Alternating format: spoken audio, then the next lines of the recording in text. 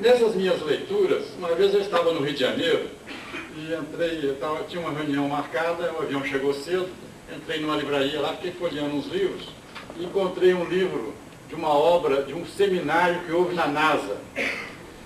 A NASA é aquele centro de estudos aeroespaciais dos Estados Unidos, né? Eu acho que todos sabem.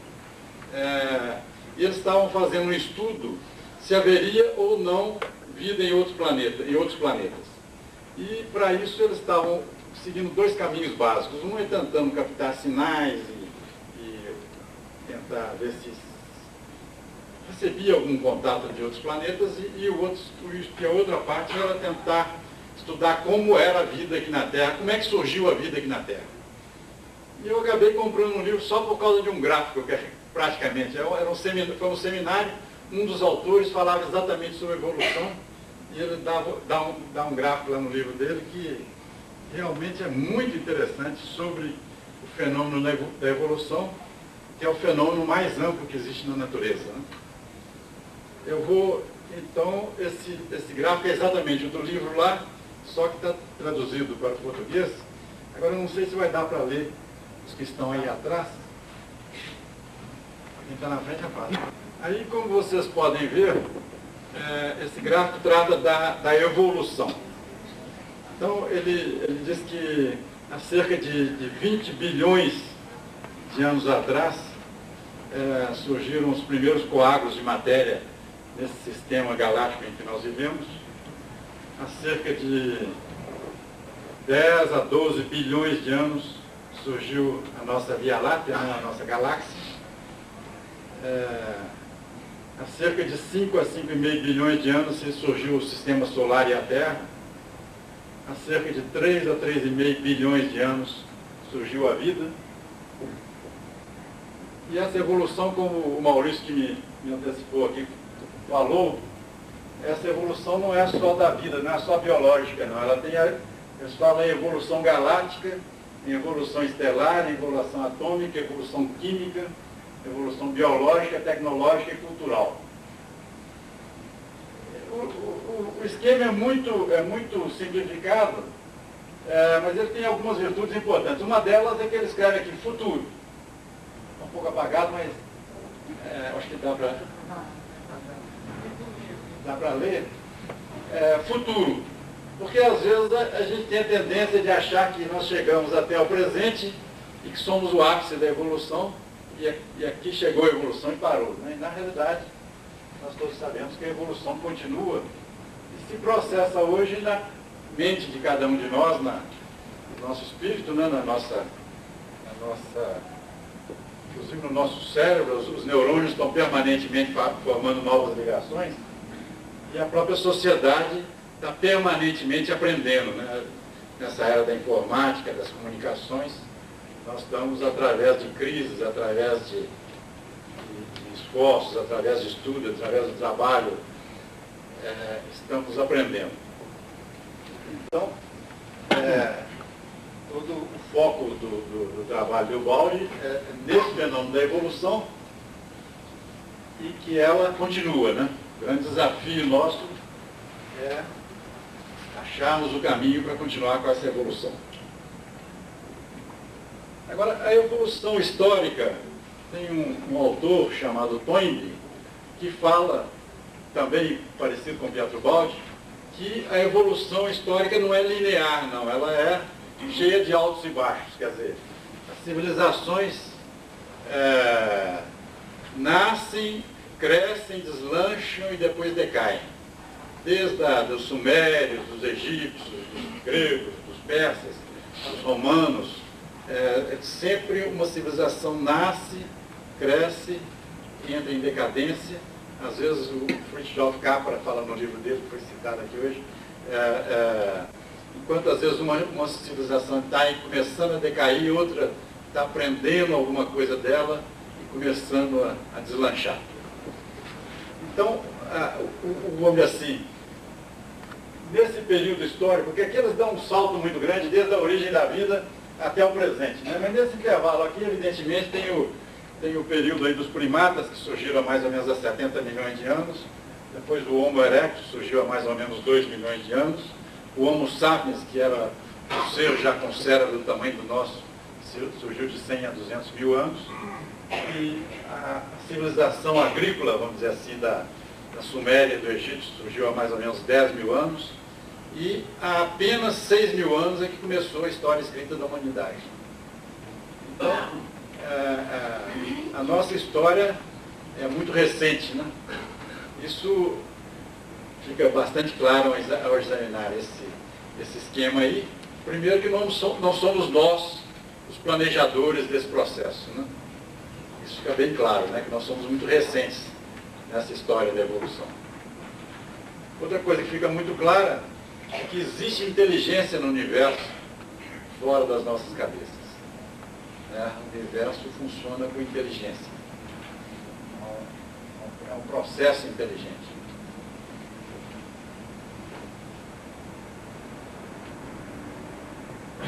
Existe também uma ordem nesse processo, né? Há como que uma vontade atuando. Há um planejador, há uma ordem.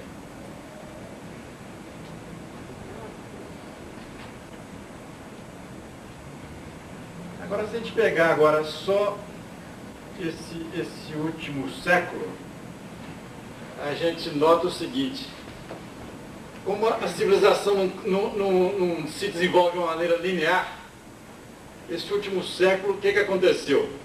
A parte tecnológica, a parte das ciências exatas avançou muito. O homem hoje tem a tecnologia para transformar o nosso planeta num paraíso, sob o ponto de vista das ciências exatas.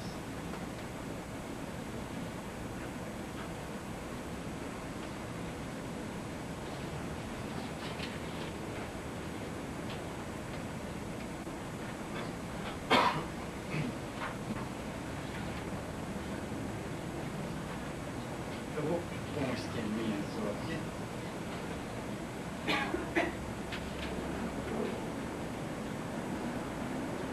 Nessa altura aí já dá para ver? Tá. Hein?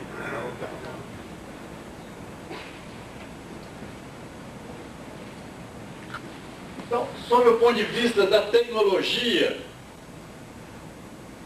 o homem conseguiu milagres, conseguiu coisas fascinantes, incríveis nesse último século. A área das ciências exatas nós avançamos enormemente. Agora, a área, principalmente a partir de Copérnico, né, a partir de Galileu, daquele período logo depois da Idade Média, esse avanço foi se acelerando e no último século acelerou mesmo. Então, nós temos a tecnologia para transformar o nosso planeta num paraíso, sob o ponto de vista das ciências humanas, das ciências exatas. Agora, as ciências humanas ficaram defasadas, ficaram retardatárias, vamos dizer assim. Dentre elas a economia, né? Mas não apenas a economia. O meu antecessor estava falando aqui na medicina, né, que tem muito a aprender ainda, que usa métodos muito agressivos ainda. Existe essa área humana, a área da filosofia, vários setores do conhecimento da área humana ficaram defasados. E agora, no final desse século, a humanidade está se apercebendo disso. A ciência está se apercebendo disso. Dizem alguns autores que, através da evolução da consciência, o homem tomou conhecimento, tomou consciência da própria consciência e começou a estudar a si mesmo. Então, hoje, a ciência está estudando mais profundamente como é que o nosso cérebro funciona, como é que nós armazenamos os conhecimentos, como é que as coisas funcionam na nossa cabeça, como é que funciona a nossa parte comportamental.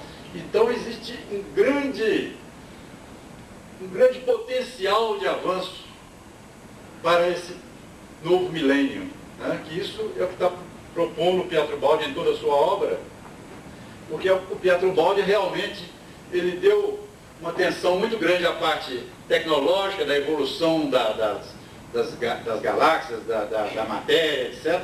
Mas ele enfatizou muito essa parte humana, né, que é a parte que precisa agora evoluir. A ciência de nós mesmos, né, o nosso conhecimento de nós mesmos, como acelerar esse processo.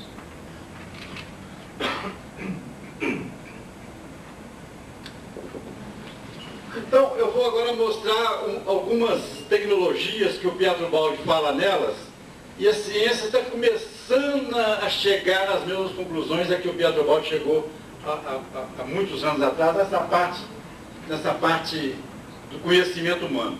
Mas antes eu queria deixar aqui uma proposta e um desafio para nós todos. É o seguinte, em sociologia, eles costumam dizer, os sociólogos costumam dizer, que é importante para as pessoas que elas tenham no seu imaginário, elas têm uma visão de futuro, né? Uma visão de alguma coisa pela qual vale a pena lutar, né? Alguma coisa pela qual vale a pena se esforçar e lutar. Então, vamos colocar aqui esse projeto. A humanidade tem a tecnologia para transformar a nossa vida num paraíso, a nossa terra num paraíso. Então, nós temos que todos nos concentrar nesse projeto paraíso. Como estudarmos mais rapidamente as ciências humanas, o nosso conhecimento, como é que nós podemos evoluir mais depressa e comunicar e transmitir para mais gente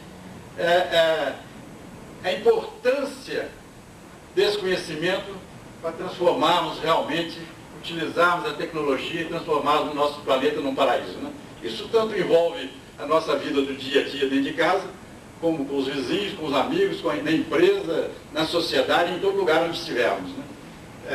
Como acelerar esse processo, como ajudar, colaborar com o planejador daquele processo enorme da evolução, para que se acelere esse projeto paraíso aqui na Terra. Então, a nossa área consciente é relativamente pequena em relação à parte inconsciente da nossa mente, né? E o nosso inconsciente se divide em duas partes. O superconsciente, que seria como se fosse uma parte do futuro, e o subconsciente, que o Pietro Baldi fala que é o armazém de todo o conhecimento passado. Quer dizer, a vida usou uma tecnologia fantástica para promover a evolução. Ela armazena no nosso inconsciente todo o conhecimento passado. Novamente citando o meu xará que me antecedeu aí, ele falava que o nosso organismo tem um conhecimento próprio, né? Então, quando a gente, por exemplo, agora nós estamos saindo do almoço, não precisa da gente ficar preocupado o que o estômago vai fazer, o que o fígado vai fazer, o que o pâncreas vai fazer, porque ele já sabe fazer, né? A parte inconsciente da nossa mente já comanda isso. Então é tudo feito já de uma maneira inconsciente.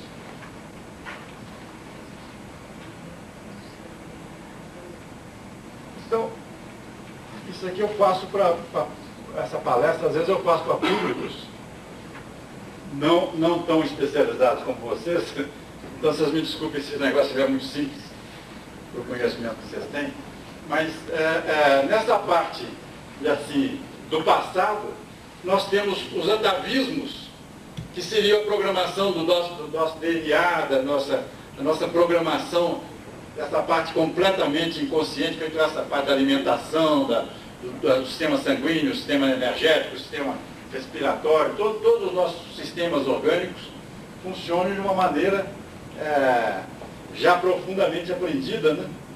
E depois temos a parte de instintos, que seria uma parte mais recente, onde a gente armazenou aqui algumas coisas que o Maurício também falou, meu xará falou na parte da manhã, ele falou da luta, né? Uma das tecnologias usadas pela evolução foi a tecnologia da luta.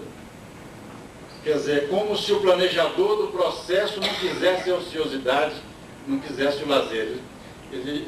A vida é feita de luta, porque ele quer que a gente esteja sempre desperto. E a coisa mais interessante é que, à medida que nós evoluímos, a luta também evolui. O nível da luta também evolui. Quer dizer, é uma sociedade muito primitiva, a luta era física, né? Era uma luta bruta de força, puramente força. Hoje já é força também, mas é força mais de conhecimento organizacional, na área da economia, na área a luta hoje é muito mais sofisticada, né? Vocês viram a última guerra que houve aí no Golfo, a guerra foi ganha inteiramente na base da tecnologia e da organização. Né? A parte física não havia. Mas, juntando essas duas tecnologias, a luta e a armazenagem no nosso inconsciente, de todo o conhecimento passado, o que nós armazenamos aqui? Armazenamos instintos de agressividade. Instintos nisso também por causa da economia, né? A economia hoje funciona muito por causa da natureza humana. Ela funciona com muita agressividade, com muita destruição, com muita injustiça, né? Muita injustiça econômica. Por quê? Por causa de coisas armazenadas no nosso inconsciente. Além do instinto de luta, nós temos a cobiça, temos a ambição, temos o medo. Né? Às vezes a pessoa quer acumular dinheiro, quer acumular. Por quê? Porque ela tem medo, inconscientemente, ela tem medo de ficar pobre.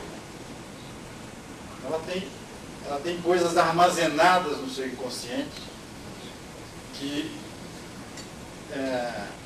a levam a agir de uma certa maneira. A mentalidade é uma coisa bem mais recente, que a gente poderia chamar que é dessa vida, né? Da nossa infância, da nossa vida profissional anterior. Os hábitos, né? mais recentes ainda. E o Baldi fala muito que os hábitos de hoje serão os instintos de amanhã.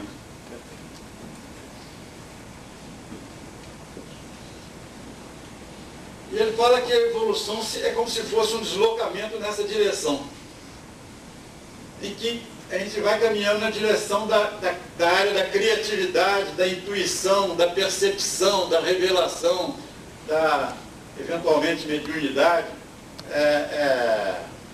Aqui é uma área do futuro, vamos dizer assim.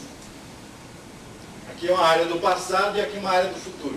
No futuro, no sentido de que a gente deve energizar essa área, procurar acreditar nela, procurar criar todas as condições para que essa área cada vez funcione mais. Na realidade, no nosso inconsciente, no nosso instinto, apesar de nós sabermos que a economia é uma coisa dinâmica, que a economia pode crescer, que existe um potencial de crescimento econômico enorme, que existe uma riqueza enorme na natureza, que o conhecimento hoje, que é o principal recurso que existe na natureza, é um recurso infindável, é um recurso infinito quase, que nós só continuarmos aprendendo e crescendo nessa área, né?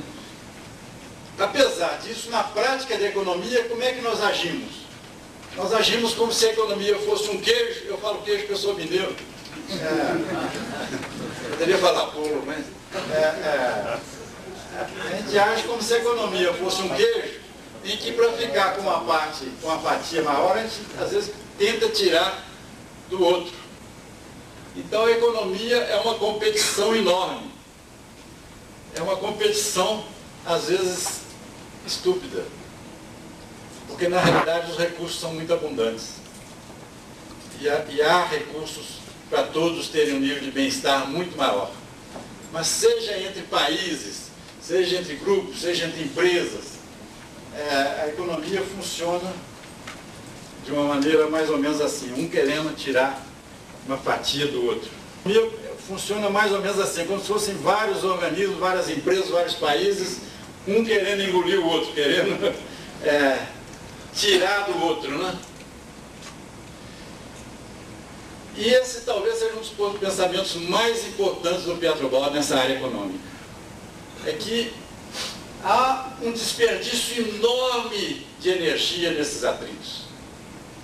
Quer dizer, a gente gasta toda a nossa energia nesses atritos entre setores, entre pessoas, entre grupos. Há um enorme desperdício de energia. Mas alguém pode falar assim, bom, mas na natureza nada se perde, então como é que há todo esse desperdício? na realidade esse atrito não é todo, essa energia não é toda desperdiçada. Porque através desses atritos nós vamos aprendendo e evoluindo. Está claro? Quer dizer, uma hora a gente bate, outra hora apanha, outra hora bate, outra hora apanha, uma hora nós estamos em posição boa, outra hora estamos em posição inferior, uma hora estamos ganhando, outra hora estamos perdendo. E com isso nós vamos fazendo outras ligações neuronais, vamos fazendo novos aprendizados, novas estratégias e vamos aprendendo. Então o atrito não é completamente desperdiçador de energias. Mas é uma pena, porque as energias deveriam ser conduzidas. Queijo, o tamanho do queijo na realidade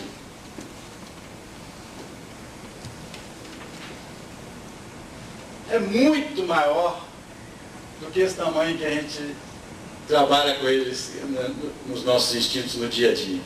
Quer dizer, se houvesse mais esforço de colaboração, de entendimento, de parceria, colaboração mesmo, né? Uma civilização mais colaborativa, mais inteligente, o potencial de crescimento da economia é muito grande.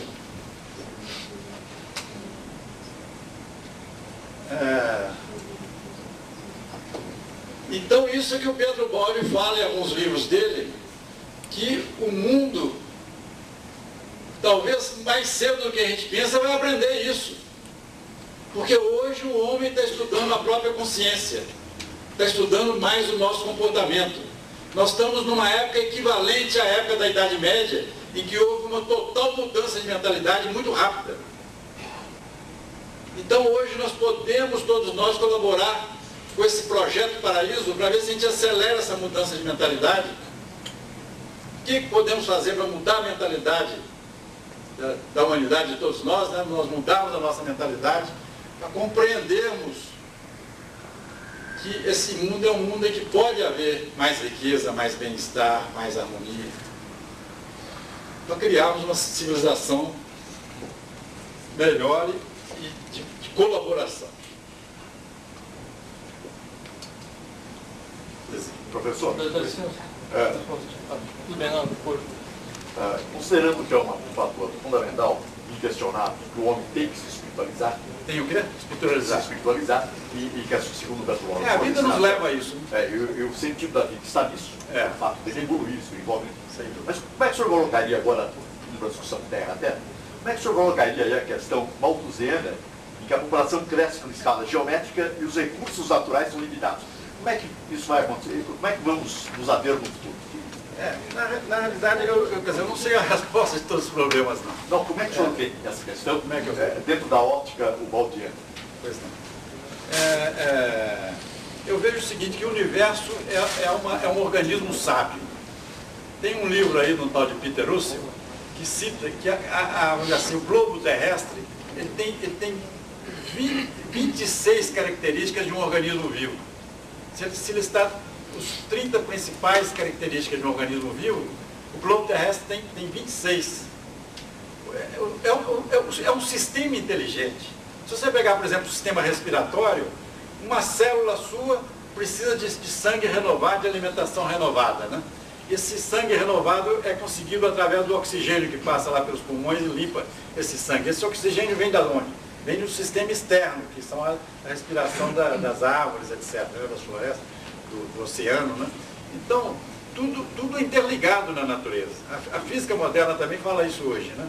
A física moderna hoje está dando um grande passo nesse sentido da evolução, está mostrando para as pessoas que tudo está interligado, não existe nada isolado.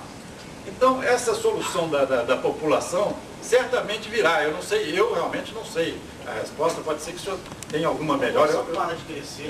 A população para de crescer. Os países mais ricos, por exemplo, a população costuma reduzir espontaneamente. Tem várias explicações possíveis, né? Eu gostaria de aproveitar esse gancho, né, dado por essa questão muito interessante, né? O senhor respondeu, por sinal, muito bem, mas o que ocorre é que, baseado nessa teoria Gaia, né, do planeta Terra ser um organismo vivo ou quase vivo, né, porque tem praticamente 90% das características do organismo vivo, eu gostaria de colocar que a teoria econômica, ela não tem 300 anos ainda. Ou seja, ela nasceu numa época onde esse conceito do planeta vivo e do ecossistema ambiental planetário nem sequer constava do pensamento filosófico. É verdade. Quanto mais do pensamento científico. É verdade. Né?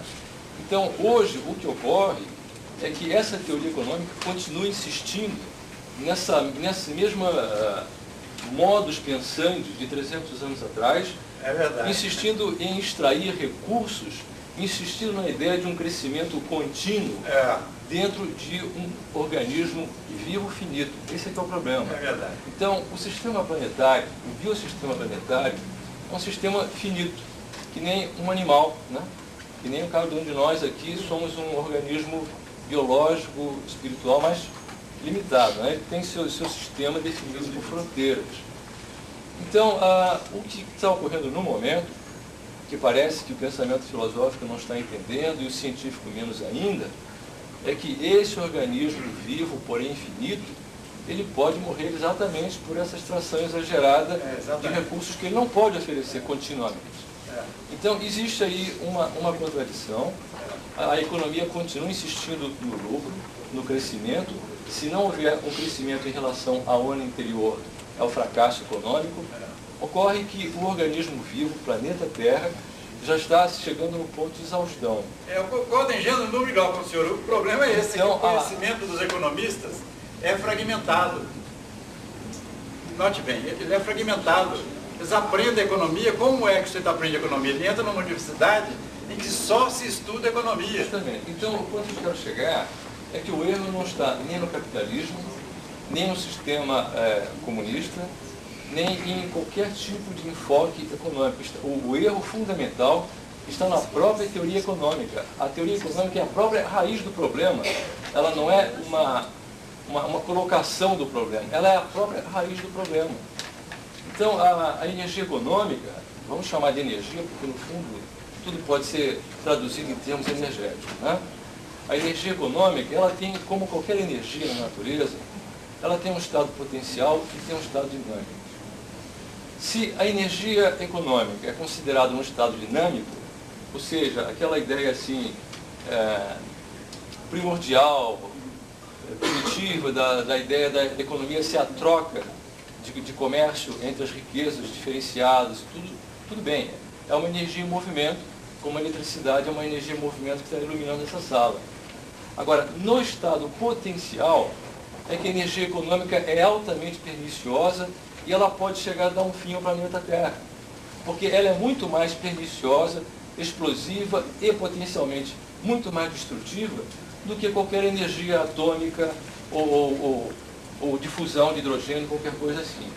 Porque a energia econômica, como potencial, ela é uma maneira de armazenar o potencial agressivo e destrutivo que está inerente no próprio inconsciente coletivo da humanidade.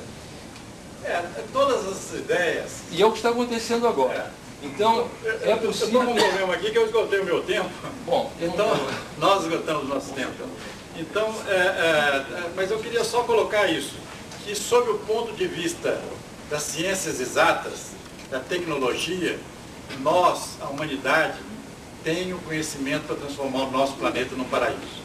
Nós temos que tomar cuidado com as forças que vêm do nosso inconsciente, que às vezes a gente quer consertar o mundo agredindo o vizinho, agredindo o político, agredindo o empresário, agredindo o operário, agredindo a CUT, agredindo uns aos outros, e isso aí não vai levar a lado nenhum. O que vai fazer as coisas caminharem é essa troca de ideias de uma maneira civilizada, harmoniosa, inteligente, para achar soluções, que existem soluções. Isso é óbvio que existem soluções. A ecologia profunda, por exemplo, ela já está percebendo que a destruição da natureza é uma estupidez. Então hoje já há uma consciência dos governos em relação ao problema da destruição da natureza. Então o homem está evoluindo, está aprendendo. E agora, graças a Deus, a ciência está dando mais dedicação ao conhecimento do nosso funcionamento. Então é provável que a gente esteja numa situação semelhante ao de uma nova Idade Média. Quer dizer, é uma situação para a gente ser otimista. Ler esses autores, os últimos autores que têm saído por aí, que estão trazendo muito conhecimento, né? E certamente através de troca de informações, através de reflexões, através de conversas como essa aqui, vai ser encontrada uma solução. E o Brasil tem uma posição otimista em relação a isso, porque nós temos menos inércia mental. Quer dizer, nós estamos mais disponíveis para novas ideias. Isso é uma grande força para o país. Então essa ideia de síntese, essa ideia de visão holística, essas coisas todas, nós temos uma posição estratégica muito boa, na minha visão. É uma visão otimista nesse aspecto. Mas essa competição... Mas depende de nós. Eu queria encerrar só então pedindo desculpas, né, por ter passado a hora aqui um pouquinho e agradecendo a atenção que vocês me deram. Obrigado.